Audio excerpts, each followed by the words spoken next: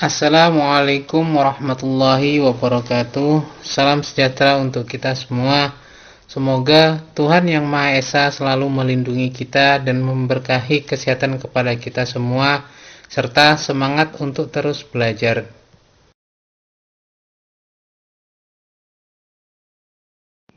Pada pertemuan kali ini, kita akan melanjutkan pembahasan mengenai analisis laporan keuangan. Di mana pada pertemuan kali ini, dalam mata kuliah analisis laporan keuangan, kita akan membahas mengenai konsep dasar analisis laporan keuangan.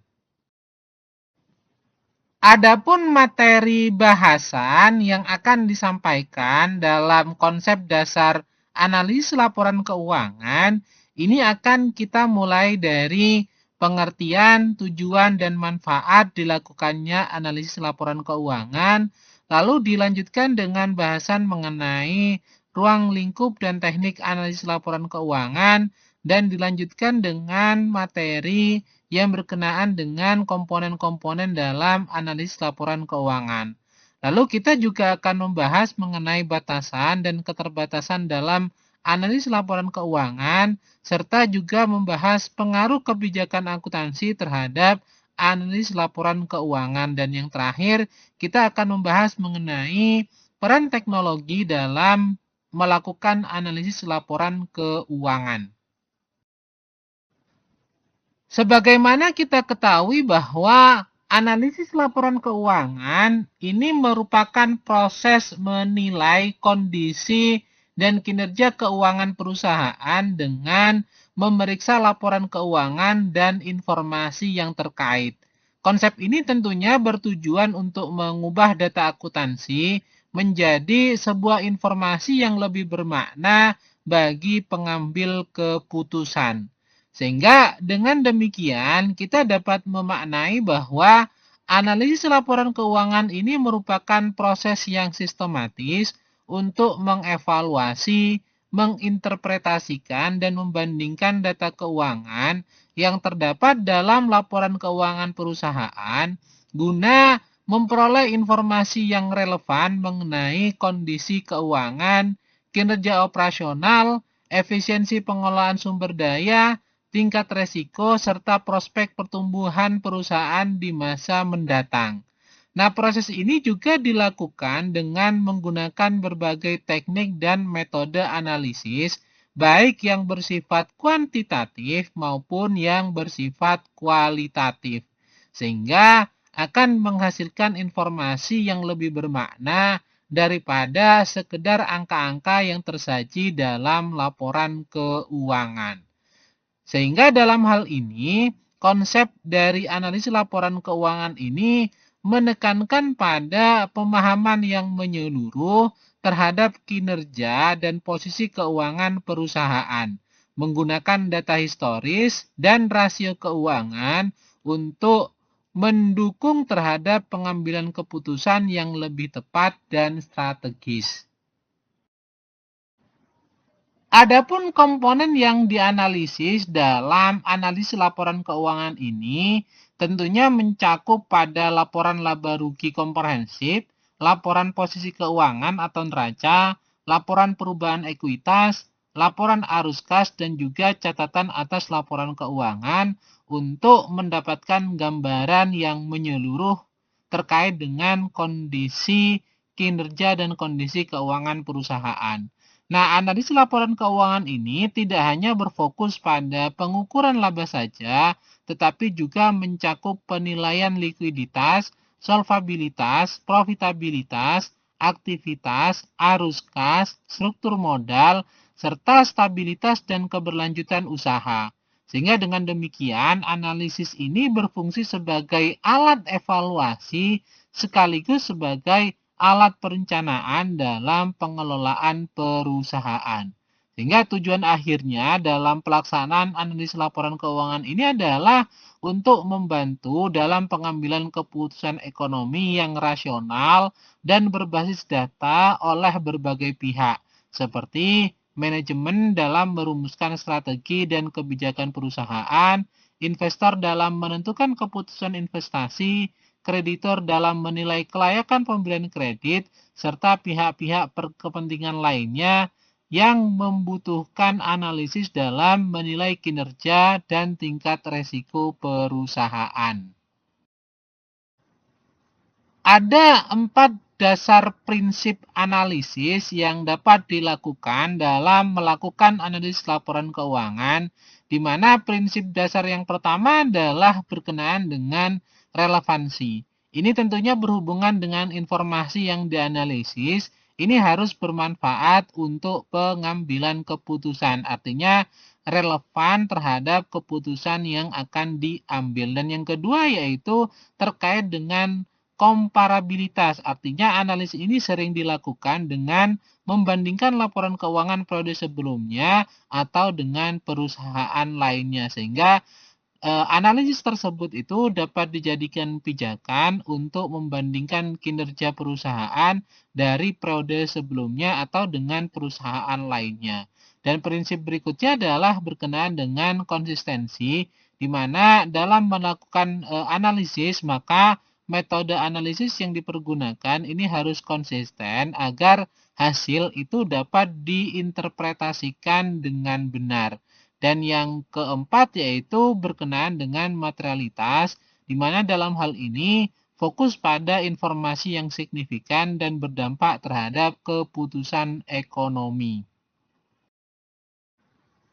Adapun tujuan dari dilakukannya analis laporan keuangan ini adalah untuk menilai kinerja perusahaan, terutama kinerja keuangannya secara menyeluruh melalui pengkajian data yang terdapat dalam laporan keuangan.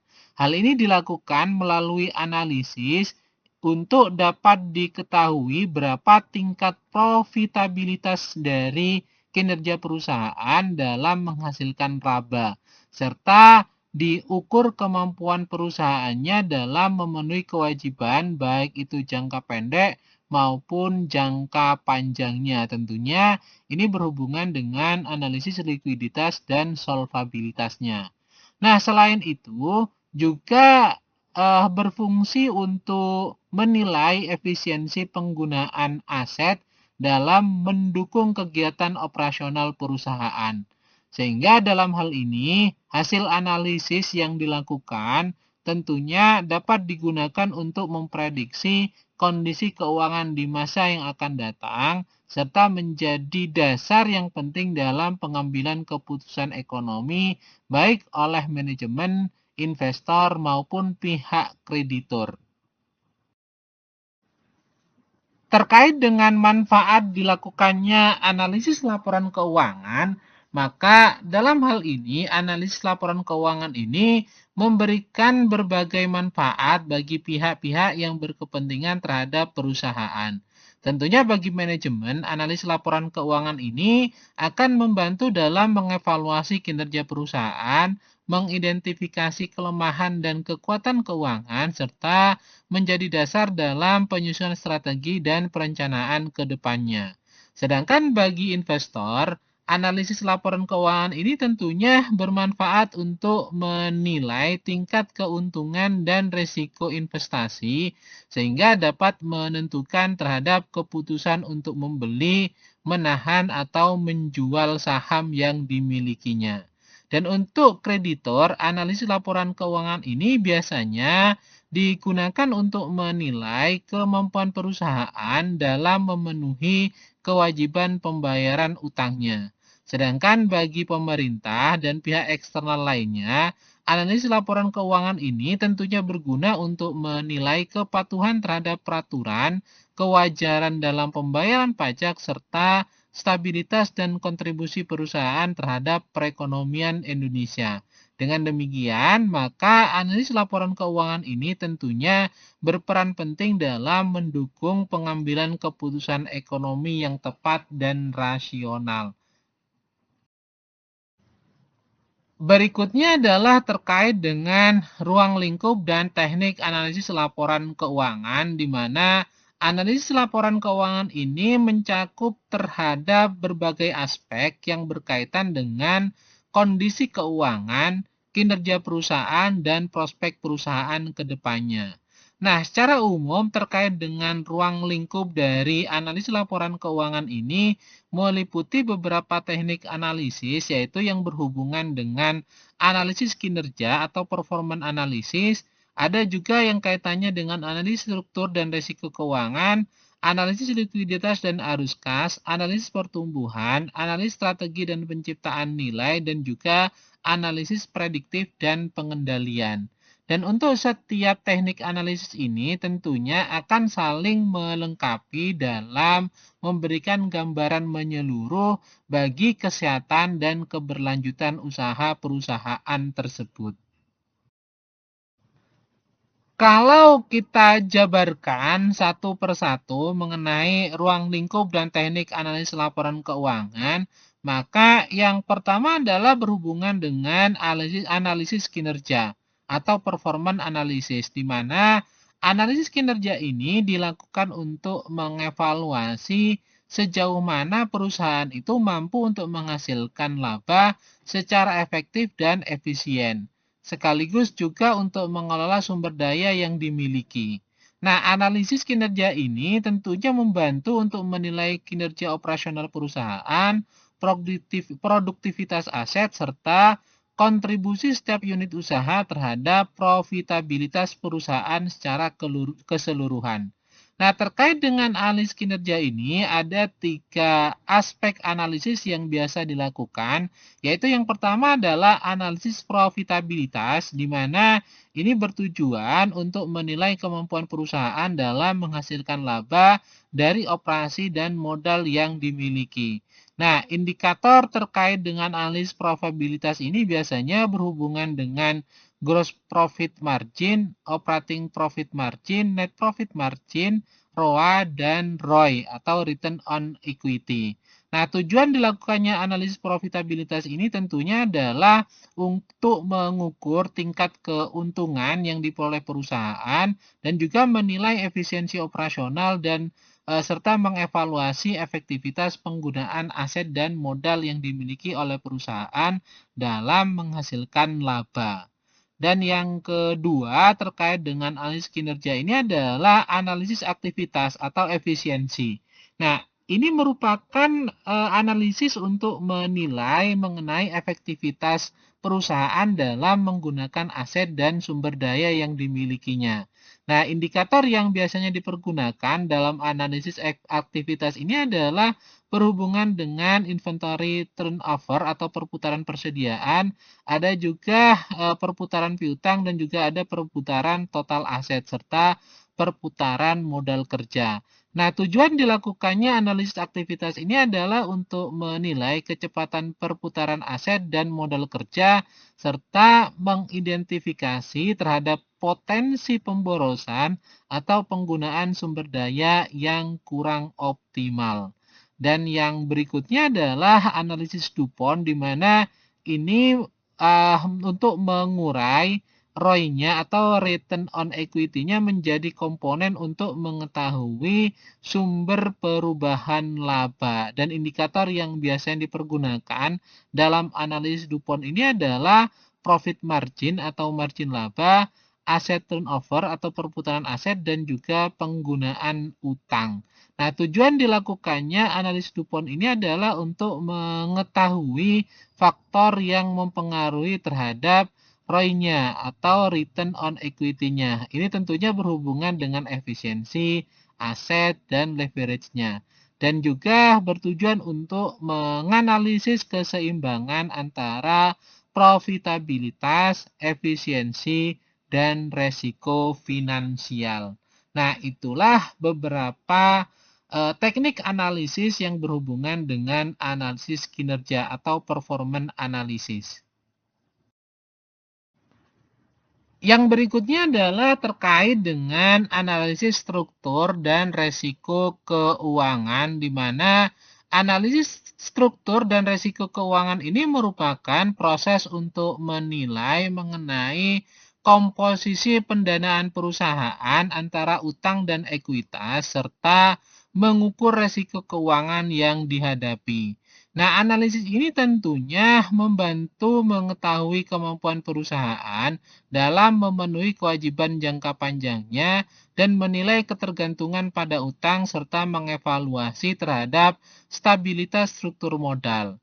Selain itu, analisis struktur dan resiko keuangan ini juga digunakan untuk menilai terhadap kerentanan perusahaan menghadapi resiko keuangan seperti resiko likuiditas, resiko kredit, resiko pasar, dan resiko operasional, sehingga dapat dirancang sebuah strategi mitigasi yang tepat dalam menghadapi resiko tersebut.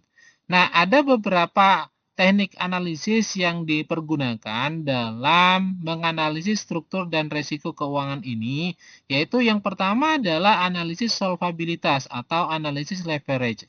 Ini merupakan analisis yang menilai kemampuan perusahaan dalam memenuhi kewajiban jangka panjangnya.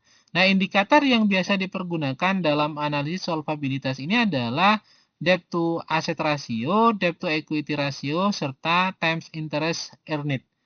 Tujuan dilakukannya analisis solvabilitas ini adalah untuk menilai terhadap ketergantungan pada utang serta mengukur terhadap resiko kebangkrutan akibat beban utang yang tinggi.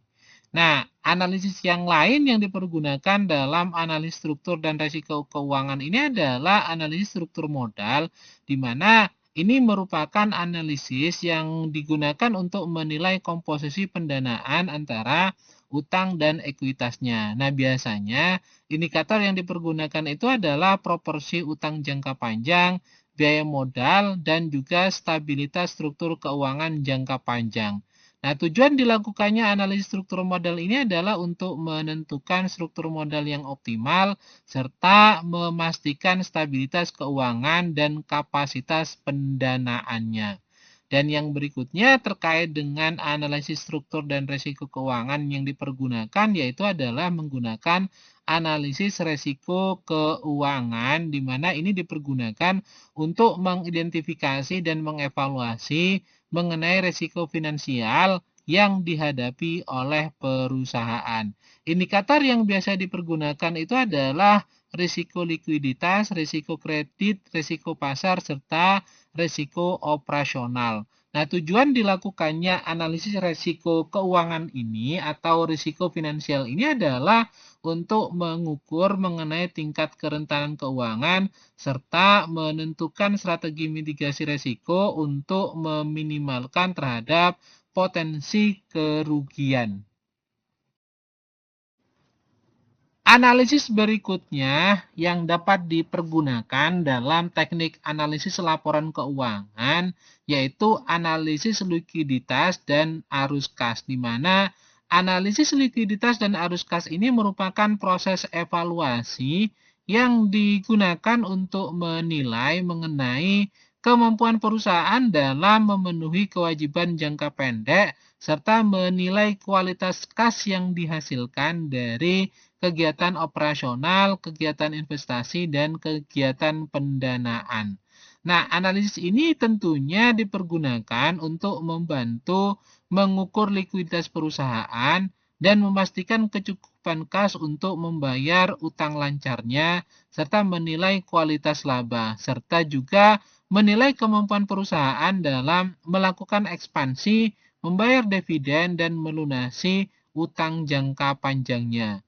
Adapun analisis yang biasanya dipergunakan dalam teknik analisis likuiditas dan arus kas ini yang pertama adalah analisis likuiditas, yaitu untuk menilai kemampuan perusahaan dalam memenuhi kewajiban jangka pendeknya. Nah, parameter atau indikator yang biasa dipergunakan dalam analisis likuiditas ini adalah current ratio, quick ratio, serta cash ratio. Tujuan dilakukannya analisis likuiditas ini adalah untuk menilai mengenai kemampuan perusahaan dalam membayar utang lancarnya serta menghindari terhadap resiko gagal bayar. Maka diperlukanlah yang namanya analisis likuiditas. Yang berikutnya terkait dengan analisis likuiditas dan arus kas ini adalah analisis arus kas, yaitu untuk menilai kemampuan perusahaan dalam menghasilkan kas dari kegiatan operasional perusahaan, dari kegiatan investasi, dan juga dari kegiatan pendanaan. Nah, indikator atau parameter yang biasanya dipergunakan dalam analisis arus kas ini adalah arus kas operasi, arus kas investasi, dan arus kas pendanaan. Ini biasanya analisis ini diambil dari laporan arus kas yang ada pada laporan keuangan perusahaan. Dan tujuan dilakukannya analisis arus kas ini adalah untuk menilai kemampuan perusahaan dalam menghasilkan kas yang nyata serta mengukur kualitas laba perusahaan. Dan yang berikutnya adalah analisa free cash flow atau free cash flow analysis yang fokusnya adalah untuk menghitung kas bersih setelah dikurangi belanja modal. Nah, parameter yang dipergunakan dalam free cash flow ini adalah free cash flow itu sendiri, yaitu dengan tujuan untuk menilai kemampuan ekspansi dan investasi dari perusahaan tersebut serta menilai kapasitas pembayaran dividen dan utang perusahaan. Teknik analisis berikutnya dalam ruang lingkup analisis laporan keuangan adalah analisis pertumbuhan, di mana ini merupakan proses evaluasi yang digunakan untuk mengukur perkembangan perusahaan dari waktu ke waktu.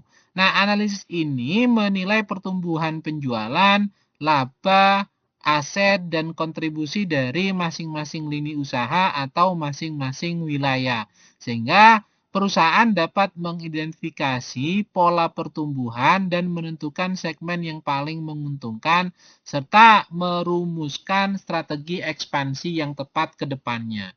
Nah, adapun teknik analisis yang dipergunakan dalam analisis pertumbuhan ini yang pertama adalah analisis tren, di mana analisis tren ini mengukur perkembangan perusahaan dari beberapa periode. Dan biasanya parameter atau indikator yang dipergunakan dalam analisis tren ini adalah data historis dari beberapa tahun sebelumnya dan juga berhubungan dengan persentase kenaikan atau penurunan, sehingga akan ketemu tren dari aktivitas atau perkembangan perusahaan. Nah, tujuan dilakukannya analisis tren ini adalah untuk mengidentifikasi pola pertumbuhan yang dialami oleh perusahaan serta membantu dalam peramalan kinerja pada masa mendatang dengan melihat tren perusahaan.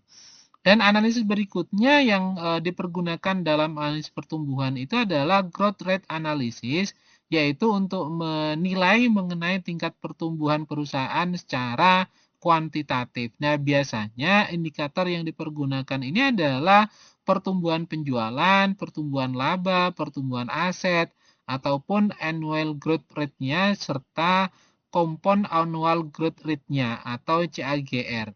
Dan tujuan dilakukannya analisis growth rate analysis ini adalah untuk menilai mengenai kecepatan pertumbuhan perusahaan dan membandingkan kinerja antar periodenya. Dan yang berikutnya yang dipergunakan dalam analisis pertumbuhan ini adalah analisis segmentasi, di mana ini merupakan analisis untuk menilai mengenai kontribusi dari masing-masing lini usaha atau masing-masing wilayah. Nah, indikator yang biasanya dipergunakan dalam analisis segmen ini adalah kontribusi segmen terhadap total kinerja. Adapun tujuan dari dilakukannya analisis segmentasi ini adalah untuk menentukan segmen yang paling menguntungkan bagi perusahaan serta menyusun strategi ekspansi yang tepat sehingga setelah mengetahui mana segmen yang paling menguntungkan bagi perusahaan. Teknik analisis berikutnya dalam analisis laporan keuangan adalah analisis strategi dan penciptaan nilai, di mana Ini merupakan proses evaluasi yang fokus pada kemampuan perusahaan dalam menciptakan nilai ekonomi dan mempertahankan keunggulan kompetitif. Nah, analisis ini menilai apakah laba yang dihasilkan itu cukup untuk menutupi biaya modal dan bagaimana persepsi pasar terhadap perusahaan serta sejauh mana perusahaan ini unggul dibandingkan dengan pesaing di industri yang sama. Nah, hasil analisis strategi dan penciptaan nilai ini tentunya membantu manajemen dalam mengambil keputusan strategis untuk meningkatkan nilai bagi pemegang saham serta merancang langkah untuk mempertahankan atau meningkatkan posisi kompetitif perusahaan. Adapun analisis yang dipergunakan dalam analisis strategi dan penciptaan nilai ini yang pertama adalah Economic Value Add atau EVA analisis, di mana ini dipergunakan untuk mengukur laba perusahaan setelah dikurangi dengan biaya modal. Adapun parameter atau indikator yang dipergunakan adalah laba bersih setelah pajak dan juga biaya modal. Nah, tujuan dilakukannya Economic Value Add Analysis ini adalah untuk menilai apakah perusahaan ini menciptakan nilai tambah bagi pemegang saham. Sedangkan analisis berikutnya dalam analisis strategi dan penciptaan nilai adalah Market Value Add Analysis yang dipergunakan untuk mengukur selisih antara nilai pasar perusahaan dengan modal yang ditanamkan. Adapun indikator atau parameter yang dipergunakan dalam market value add analysis ini adalah nilai pasar perusahaan dan modal yang ditambahkan. Sehingga dengan demikian kita dapat mengetahui bahwa tujuan atau manfaat dilakukannya market value add analysis ini adalah untuk menilai persepsi pasar terhadap kinerja perusahaan serta mengukur terhadap penciptaan nilai jangka panjangnya. Dan yang berikutnya yaitu industri benchmarking analysis, yaitu dengan membandingkan kinerja perusahaan dengan rata-rata industri yang sejenis. Indikator yang biasanya dipergunakan dalam industri benchmarking analysis ini adalah rasio keuangan utama, yaitu rasio likuiditas, solvabilitas, profitabilitas, dan rasio aktivitas, dan juga indikator kinerja operasional dan kinerja pasar. Tujuannya yaitu untuk menilai mengenai posisi kompetitif perusahaan dan mengidentifikasi keunggulan dan kelemahan relatif dibandingkan dengan industri yang sejenis.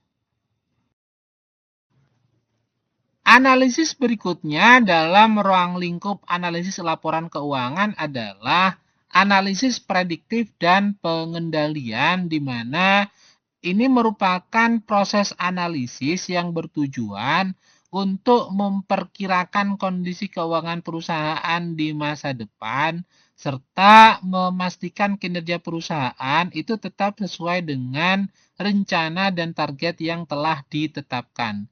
Adapun analisis ini tentunya dilakukan untuk membantu mengidentifikasi potensi rugi, mendeteksi penyimpangan dari anggaran, serta memberikan dasar bagi manajemen untuk mengambil tindakan korektif dan strategi antisipasi guna menjaga stabilitas dan keberlanjutan usaha. Nah, dalam hal ini yang berkaitan dengan analisis prediktif dan pengendalian, analisis yang biasa dipergunakan yaitu analisis Z-score, di mana analisis Z-score ini merupakan model analisis untuk memprediksi potensi kebangkrutan berdasarkan pada kombinasi rasio keuangan. Adapun indikator yang dipergunakan dalam analisis Z-score ini adalah rasio likuiditas, rasio profitabilitas, rasio solvabilitas, dan rasio aktivitas.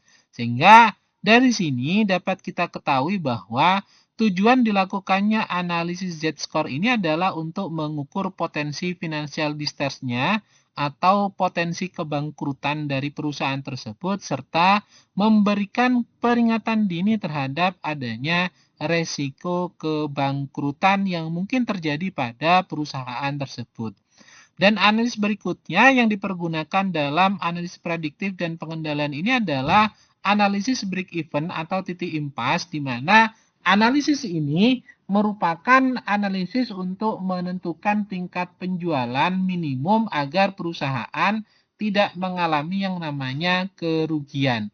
Adapun indikator yang dipergunakan atau parameter dalam analisis break even point ini adalah biaya tetap, biaya variabel, volume penjualan, serta margin kontribusi.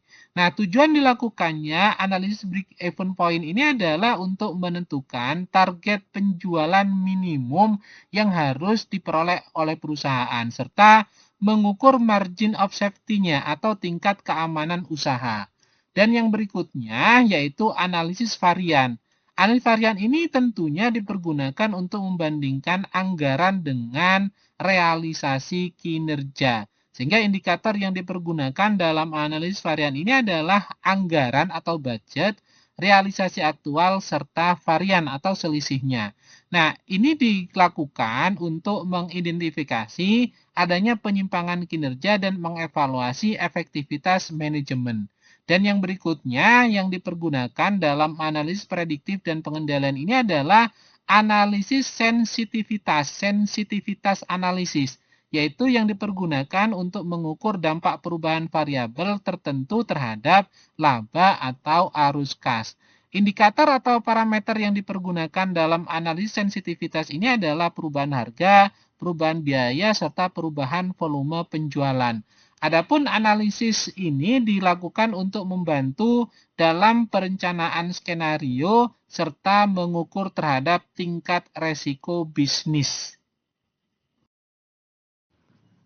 Bahasan berikutnya adalah terkait dengan komponen dalam analisis laporan keuangan, di mana analisis laporan keuangan ini tidak dapat dilakukan tanpa memahami komponen utama yang menjadi sumber data dan dasar evaluasi atau dasar analisis. Nah, komponen-komponen tersebut tentunya berasal dari laporan keuangan perusahaan yang saling berkaitan dan memberikan gambaran menyeluruh mengenai kondisi dan kinerja perusahaan. Komponen-komponen dalam laporan keuangan tentunya yang dijadikan dasar analis laporan keuangan ini saling berkaitan dan harus dianalisis secara menyeluruh. Seperti kita ketahui bahwa laporan laba rugi ini menunjukkan kinerja perusahaan, sedangkan laporan perubahan ekuitas ini menunjukkan dinamika modal yang dimiliki oleh perusahaan. Sedangkan laporan posisi keuangan atau neraca ini menunjukkan posisi keuangan yang dimiliki oleh perusahaan. Dan untuk laporan arus kas ini menunjukkan likuiditas real yang dimiliki oleh perusahaan. Sedangkan catatan atas laporan keuangan ini tentunya memberikan penjelasan detail mengenai informasi apapun yang ada dalam laporan keuangan tersebut. Nah, analisis yang komprehensif ini tentunya hanya dapat dilakukan jika seluruh komponen tersebut itu dipahami dan digunakan secara terpadu. Dalam melakukan analisis laporan keuangan, terdapat beberapa komponen utama yang menjadi dasar dalam menilai kondisi dan kinerja perusahaan. Di mana yang pertama adalah laporan laba rugi yang dalam hal ini menyajikan informasi tentang pendapatan, beban, serta laba atau rugi perusahaan selama periode tertentu. Laporan laba rugi ini digunakan untuk menilai profitabilitas serta efektivitas operasional perusahaan. Dan yang kedua adalah laporan perubahan ekuitas, di mana laporan ini menjelaskan bagaimana modal perusahaan itu berubah selama periode tertentu, termasuk laba ditahan, investasi tambahan, ataupun distribusi dividennya. Laporan ini tentunya membantu pemangku kepentingan untuk memahami sumber perubahan modal perusahaan. Dan yang ketiga yaitu laporan posisi keuangan atau neraca, yang dalam hal ini neraca ini mencatat aset, kewajiban, dan ekuitas perusahaan pada titik waktu tertentu. Nah, komponen ini tentunya penting bagi perusahaan untuk menilai likuiditas, solvabilitas, dan struktur modal perusahaan. Dan yang keempat adalah laporan arus kas, di mana laporan ini menunjukkan arus kas masuk dan arus kas keluar perusahaan dari aktivitas operasi, aktivitas investasi, dan aktivitas pendanaan. Laporan arus kas ini berguna untuk menilai kemampuan perusahaan dalam menghasilkan kas serta mengelola likuiditasnya. Dan yang kelima yaitu catatan atas laporan keuangan yang dalam hal ini memberikan penjelasan tambahan dan penjelasan rinci dari angka-angka yang tercantum dalam laporan keuangan. Nah, catatan atas laporan keuangan ini tentunya membantu dalam melakukan analisis untuk menjadi lebih mendalam dengan memberikan konteks, kebijakan akuntansi, serta informasi penting terkait transaksi yang signifikan yang disajikan dalam laporan keuangan tersebut. Kalau kita rinci secara detail mengenai komponen dalam analisis laporan keuangan, yang pertama adalah terkait dengan laporan laba rugi atau laporan laba rugi komprehensif, di mana ini merupakan laporan yang menunjukkan hasil usaha perusahaan selama periode tertentu. Nah, komponen yang disajikan dalam laporan laba rugi ini biasanya berhubungan dengan pendapatan, harga pokok penjualan, laba kotor, beban operasional, laba operasi, serta laba bersih usaha.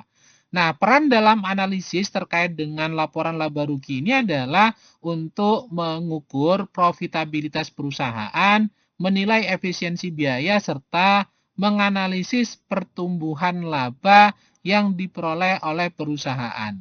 Dan yang kedua, terkait dengan komponen dalam analisis laporan keuangan adalah laporan perubahan ekuitas yang merupakan laporan yang digunakan untuk menunjukkan perubahan modal pemilik dalam suatu periode tertentu. Nah, komponen yang biasanya disajikan dalam laporan perubahan ekuitas ini adalah modal awal, laba bersih, dividen, tambahan modal, serta saldo akhir ekuitas. Nah, peran dalam analisis yang dipergunakan datanya dari laporan perubahan ekuitas ini adalah untuk menilai kebijakan dividen, mengukur pertumbuhan modal, serta mengevaluasi akumulasi laba ditahan. Dan yang ketiga adalah laporan posisi keuangan atau neraca. Ini merupakan laporan yang menunjukkan posisi keuangan perusahaan pada suatu tanggal tertentu. Dan yang disajikan dalam neraca ini biasanya yaitu aset yang berhubungan dengan aset lancar dan aset tidak lancar. Dan juga ada kewajiban atau liabilitas, baik itu jangka pendek ataupun jangka panjang, serta ekuitas atau modal dan laba ditahan. Nah, peran dalam analisis yang dipergunakan dari laporan posisi keuangan atau neraca ini adalah untuk menilai likuiditas, menilai solvabilitas, menganalisis struktur modal, dan mengukur efisiensi penggunaan aset. Dan yang berikutnya adalah laporan arus kas, di mana ini merupakan laporan yang menggambarkan arus masuk dan arus keluar kas selama periode tertentu. Nah, komponen yang ada dalam laporan arus kas ini yaitu arus kas dari aktivitas operasi, arus kas dari aktivitas investasi, dan arus kas dari aktivitas pendanaan. Nah, peran dalam analisis yang dipergunakan dari data laporan arus kas ini adalah untuk menilai kemampuan perusahaan dalam menghasilkan kas dan mengukur kualitas laba serta menilai kemampuan dalam membayar utang dan dividen. Dan yang kelima, yang terakhir ini dalam komponen analisis laporan keuangan ini adalah catatan atas laporan keuangan, di mana ini merupakan bagian laporan yang memberikan penjelasan rinci atas angka-angka dalam laporan keuangan utama yang disajikan oleh perusahaan. Biasanya yang tercantum dalam catatan atas laporan keuangan ini adalah kebijakan akuntansi, rincian akun tertentu, komitmen dan kewajiban kontingensi, serta informasi resiko. Nah, peran dalam analisis yang diperoleh dari catatan atas laporan keuangan ini adalah memahami mengenai metode pencatatan akuntansi, menghindari kesalahan interpretasi, dan mengidentifikasi resiko yang tersembunyi. Nah, itulah komponen-komponen yang ada dalam analisis laporan keuangan. Sehingga kita perlu memahami terlebih dahulu sebelum melakukan analisis terhadap laporan keuangan tersebut. Bahasan berikutnya adalah terkait dengan batasan dan keterbatasan dalam melakukan analisis laporan keuangan, di mana kita ketahui bahwa analisis laporan keuangan ini sangat membantu dalam pengambilan keputusan. Namun, tentunya analisis laporan keuangan ini memiliki sejumlah batasan dan keterbatasan yang perlu dipahami agar hasil analisa ini tidak disalahartikan. Nah, analisa laporan keuangan ini merupakan alat penting dalam menilai kinerja dan kondisi perusahaan, namun hasilnya itu harus diinterpretasikan secara hati-hati. Untuk memperoleh gambaran yang lebih komprehensif, tentunya analisa keuangan tersebut itu sebaiknya dikombinasikan dengan analisis non-keuangan, analisis industri, dan pertimbangan kondisi ekonomi makro, sehingga dapat diperoleh interpretasi yang baik mengenai kondisi perusahaan yang dianalisa tersebut. Terkait dengan batasan dalam analisis laporan keuangan, ini merupakan ruang lingkup atau kondisi yang secara melekat membatasi ketepatan dari hasil analisa tersebut. Nah, batasan yang ada dalam analisis laporan keuangan yang pertama adalah bersifat historis, di mana kita ketahui bahwa laporan keuangan ini menyajikan data masa lalu sehingga belum tentu mencerminkan kondisi di masa mendatang atau di masa depan.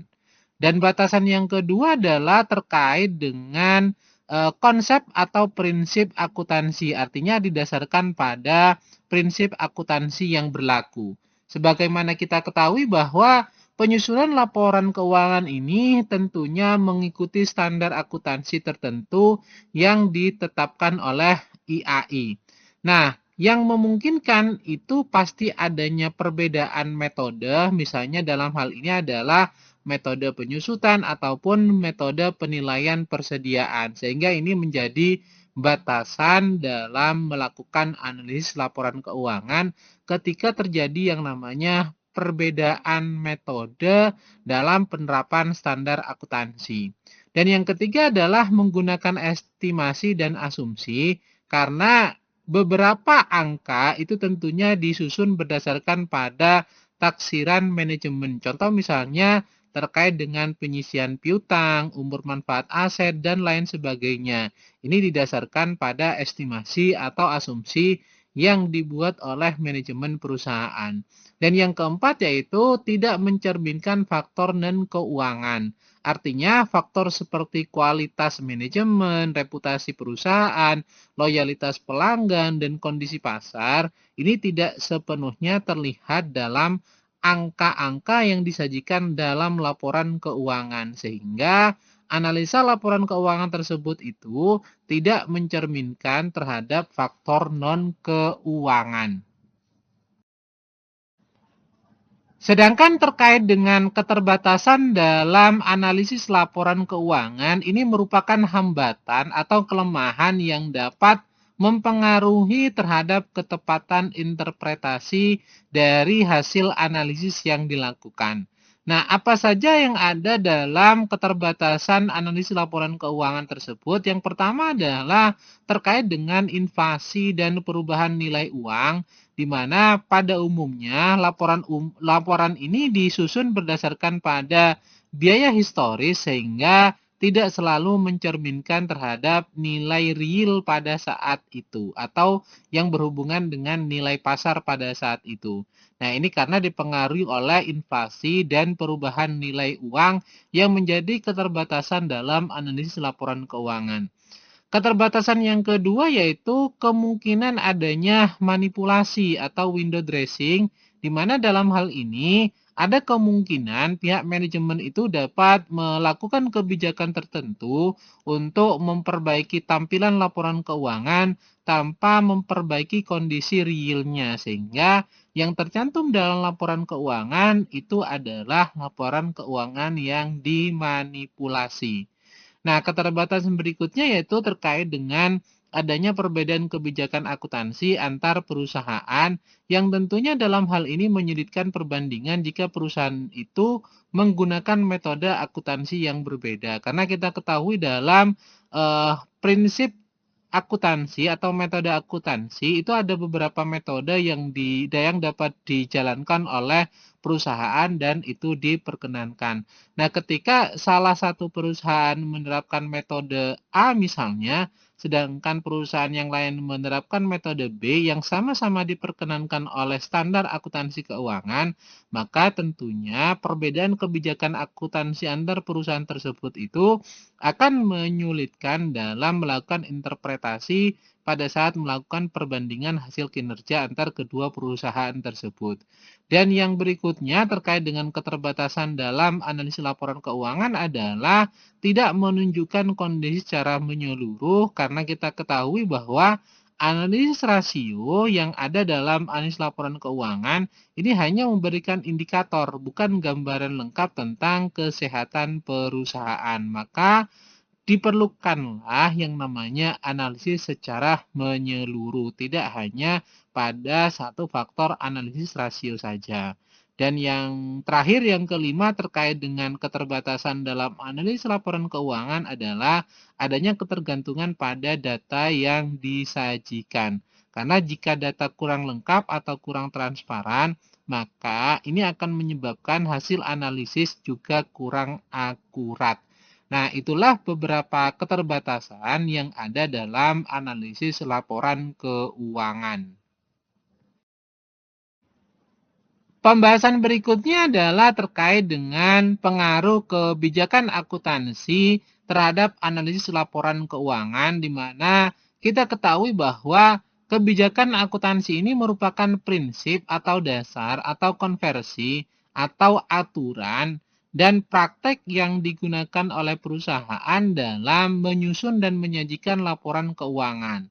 Nah, dalam konteks Republik Indonesia atau kebijakan akuntansi yang diterapkan di Indonesia, ini kebijakan mengacu pada standar yang telah ditetapkan oleh Ikatan Akuntan Indonesia melalui pernyataan standar akuntansi keuangan yang banyak mengadopsi standar internasional dari International Accounting Standard Board atau IASB. Nah, kebijakan akuntansi ini tentunya memiliki pengaruh besar terhadap analisis laporan keuangan karena dapat mempengaruhi terhadap angka-angka yang disajikan dalam laporan keuangan, rasio keuangan, serta interpretasi terhadap kinerja perusahaan. Nah, kebijakan akuntansi ini tentunya sangat mempengaruhi terhadap besarnya laba yang dilaporkan, nilai aset dan liabilitas, rasio keuangan, serta interpretasi terhadap kinerja perusahaan. Nah, oleh karena itu, dalam melakukan analisis laporan keuangan, analisis ini tidak hanya melihat terhadap angka yang disajikan dalam laporan keuangan, tetapi juga harus memahami mengenai kebijakan akuntansi yang mendasarinya. Tanpa pemahaman ini, tentunya analisis yang dilakukan, interpretasinya dapat menyesatkan. Yang menjadi pertanyaan sekarang adalah apa saja pengaruh kebijakan akuntansi terhadap analisis laporan keuangan? Yang pertama yang dapat kita bahas yaitu terkait dengan pengaruh kebijakan akuntansi ini terhadap laba perusahaan. Nah, sebagaimana kita ketahui bahwa perbedaan kebijakan dan metode akuntansi ini tentunya dapat menghasilkan angka laba yang berbeda meskipun transaksi ekonomi yang mendasarinya sama. Contoh dalam penerapan pencatatan persediaan, kalau menggunakan metode FIFO, LIFO, dan average, tentunya ini akan berdampak terhadap perbedaan laba perusahaan. Nah, hal ini terjadi karena setiap metode itu memiliki pola pengakuan beban dan pendapatan yang berbeda antar periodenya. Nah, ini contoh misalnya berkaitan dengan metode penyusutan aset tetap seperti metode garis lurus dan metode saldo menurun. Ini berdampak terhadap angka laba yang berbeda ketika kita menerapkan garis lurus dan juga ketika salah satu perusahaan yang lain menerapkan metode saldo menurun. Yang contoh berikutnya yaitu terkait dengan metode penilaian persediaan seperti FIFO, LIFO, dan average. Ini tentunya akan berdampak terhadap angka laba yang berbeda walaupun transaksi ekonomi yang mendasarinya itu adalah sama. Nah, apabila perusahaan dalam hal ini menggunakan metode penyusutan yang dipercepat, misalnya dalam hal ini adalah saldo menurun, maka beban penyusutan pada periode awal ini tentunya akan lebih besar dibandingkan dengan metode garis lurus yang sifatnya dalam beban penyusutannya adalah flat atau sama setiap periodenya. Nah, akibatnya laba pada awal periode ini akan menjadi lebih rendah, sementara laba pada periode selanjutnya cenderung akan lebih tinggi dan ini tentunya berbeda pada saat kita menerapkan metode penyusutan menggunakan garis lurus. Nah, perbedaan ini tidak hanya mempengaruhi terhadap jumlah laba yang dilaporkan, tetapi juga berdampak pada berbagai rasio keuangan seperti return on asset, return on equity, dan margin laba bersih yang dalam hal ini untuk menghitung terhadap rasio tersebut itu didasarkan pada angka laba yang disajikan oleh perusahaan. Nah, oleh karena itu, sebelum melakukan perbandingan kinerja perusahaan, perlu melakukan analisis untuk memahami terlebih dahulu metode akuntansi yang digunakan agar interpretasi terhadap laba yang dilaporkan ini tidak menyesatkan. Pengaruh berikutnya terkait dengan kebijakan akuntansi ini adalah berpengaruh terhadap posisi keuangan atau neraca, di mana kebijakan akuntansi ini berperan penting dalam menentukan dasar pengukuran dan pengakuan aset serta liabilitas dalam laporan posisi keuangan atau dalam neraca perusahaan. Nah, perbedaan kebijakan ini tentunya dapat menyebabkan variasi atau perbedaan nilai yang disajikan meskipun kondisi ekonomi perusahaan pada dasarnya itu adalah sama. Nah, sebagai contoh terkait dengan pengaruh kebijakan akuntansi terhadap laporan posisi keuangan yaitu mengenai pengukuran aset tetap, ini apakah menggunakan model biaya historis atau menggunakan model revaluasi. Kalau menggunakan model biaya historis, maka pengukuran aset tersebut itu didasarkan pada nilai perolehan dari aset tersebut. Sedangkan kalau model revaluasi, maka setiap periodenya ini akan dilakukan pengukuran kembali didasarkan pada nilai pasar pada saat penyusunan laporan keuangan tersebut. Nah, contoh lainnya adalah terkait dengan pembentukan cadangan kerugian piutang yang tentunya ini akan sangat berpengaruh pada estimasi dan pertimbangan manajemen perusahaan.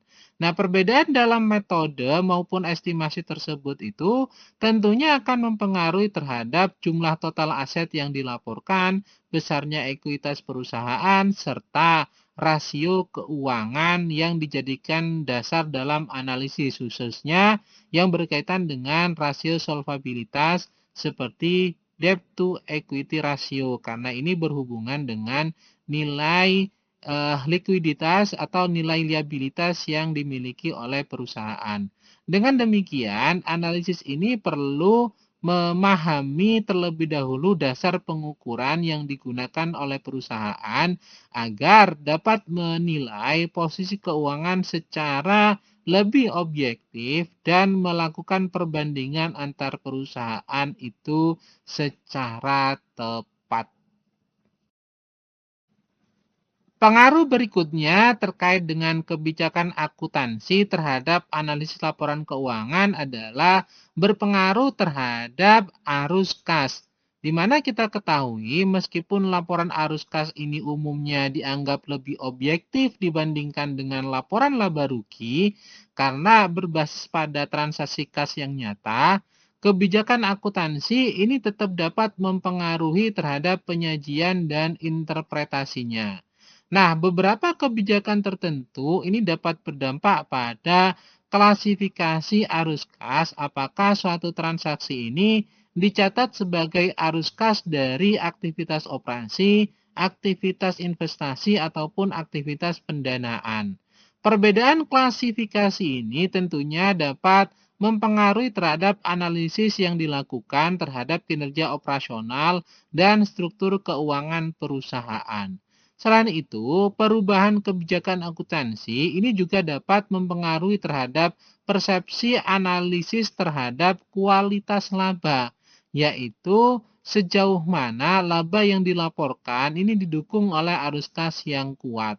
Apabila laba tinggi tetapi tidak diikuti oleh arus kas operasi yang memadai, maka dalam hal ini kualitas laba itu dapat dipertanyakan.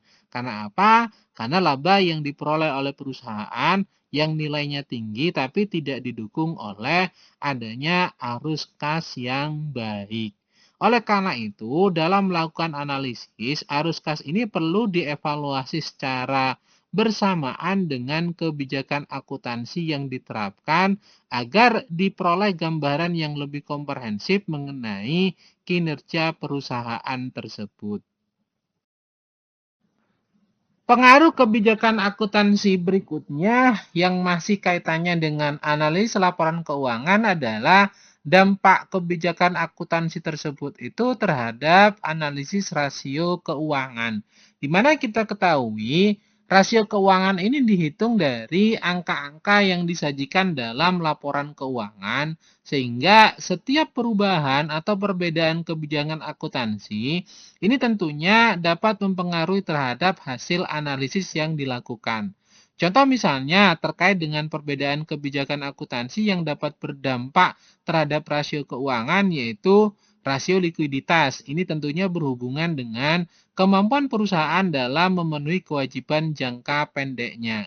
Sedangkan rasio lainnya yaitu dengan rasio probabilitas ini mengukur efisiensi perusahaan dalam menghasilkan laba. Nah, rasio lainnya adalah rasio aktivitas yang mengukur efektivitas penggunaan aset, serta rasio solvabilitas, yaitu mengukur tingkat kemampuan perusahaan dalam memenuhi kewajiban jangka panjangnya.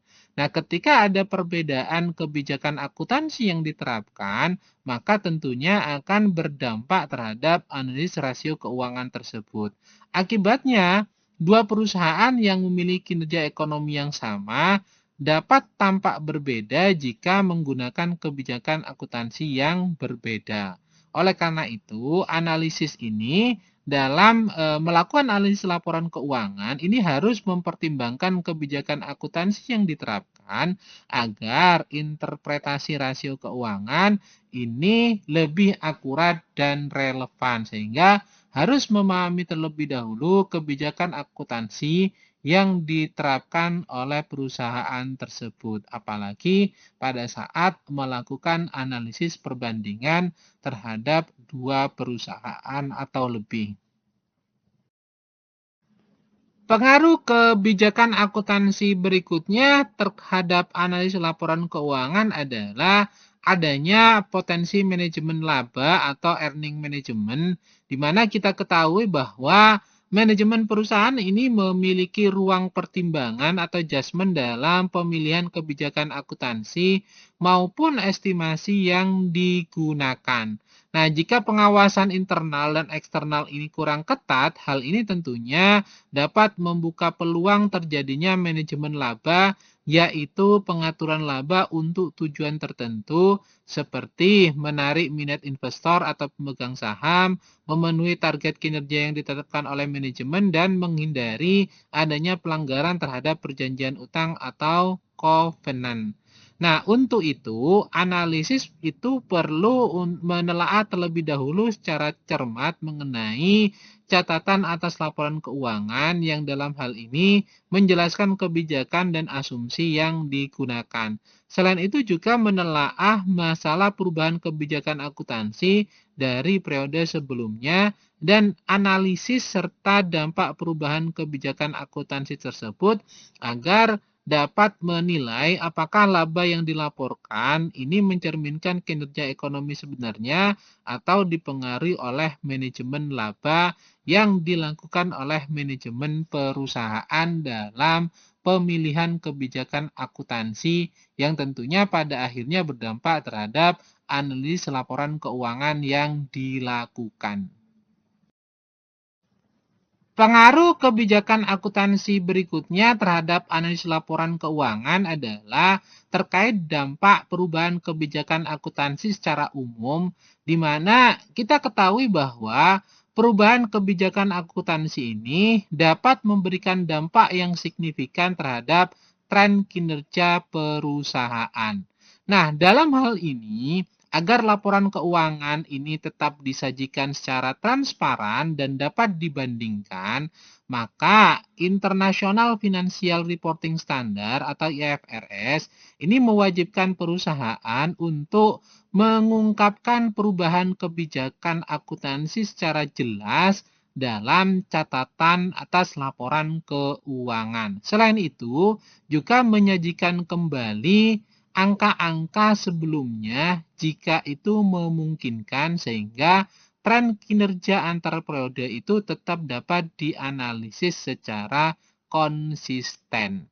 Nah, dengan demikian, analisis ini harus dapat memahami terlebih dahulu apakah perubahan pada laba, perubahan pada aset, ataupun perubahan pada rasio keuangan ini disebabkan oleh faktor operasional atau sekedar diakibatkan karena adanya penyesuaian kebijakan akuntansi. Oleh karena itu, analisis yang dilakukan terhadap laporan keuangan tersebut harus memahami terlebih dahulu pengaruh kebijakan akuntansi terhadap analisis laporan keuangan. Dalam artian, pada saat melakukan analisis laporan keuangan, ini harus memahami kebijakan akuntansi yang dijalankan oleh perusahaan sehingga akan memudahkan dalam melakukan interpretasi dari hasil analisis laporan keuangan tersebut. Bahasan berikutnya adalah terkait dengan peran teknologi dalam melakukan analisis laporan keuangan, di mana kita ketahui bahwa teknologi ini tidak hanya mempercepat dan mempermudah dalam proses analisis laporan keuangan, tetapi juga meningkatkan tingkat akurasi, kemampuan prediksi, serta efektivitas pengawasan. Nah, pemanfaatan teknologi yang tepat ini tentunya memungkinkan analis untuk mengambil keputusan secara lebih cepat dan tepat berdasarkan pada informasi keuangan yang lebih komprehensif, relevan, dan dapat diandalkan atau andal. Nah, perkembangan teknologi dalam hal ini telah mentransformasikan proses analisis laporan keuangan dari metode manual yang memakan waktu menjadi proses yang lebih efisien, akurat, dan berbasis data. Nah, ini adalah beberapa peran utama teknologi dalam melakukan analisis laporan keuangan di mana yang pertama adalah terkait dengan otomatisasi pengolahan data. Yang kedua adalah terkait dengan analisis yang real time. Dan yang ketiga adalah pemodelan dan prediksi. Dan yang keempat adalah visualisasi data. Dan yang kelima adalah terkait dengan deteksi anomali dan kecurangan. Dan yang keenam adalah terkait dengan integrasi data eksternal. Nah, itu adalah peran teknologi dalam analisis laporan keuangan. Terkait dengan peran teknologi dalam analisis laporan keuangan, kalau kita jabarkan, yang pertama adalah terkait dengan otomatisasi pengolahan data. Dengan software akuntansi modern, tentunya data keuangan dapat diimpor, diproses, dan disusun secara otomatis. Hal ini tentunya mengurangi kesalahan manusia dan mempercepat terhadap perhitungan rasio keuangan, tren laba, dan proyeksi arus kas.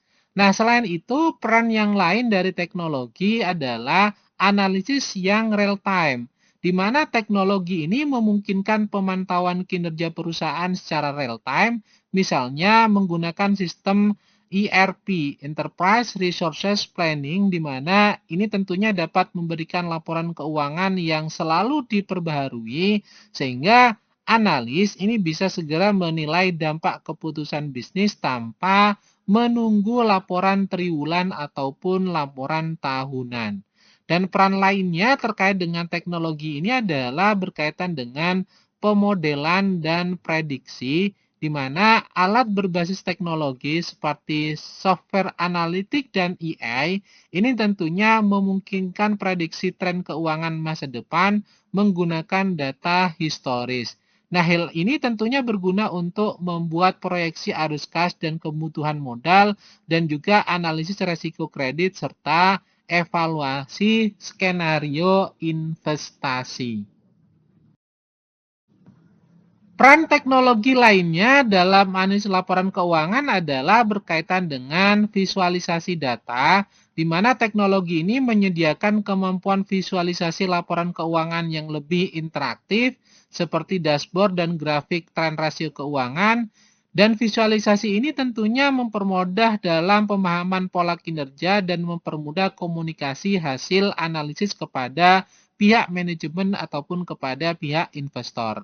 Nah, peran lain terkait dengan teknologi adalah berkenaan dengan deteksi anomali dan kecurangan, di mana sistem yang berbasis AI dan machine learning ini tentunya dapat mendeteksi pola transaksi yang tidak biasa atau inkonsistensi dalam laporan keuangan.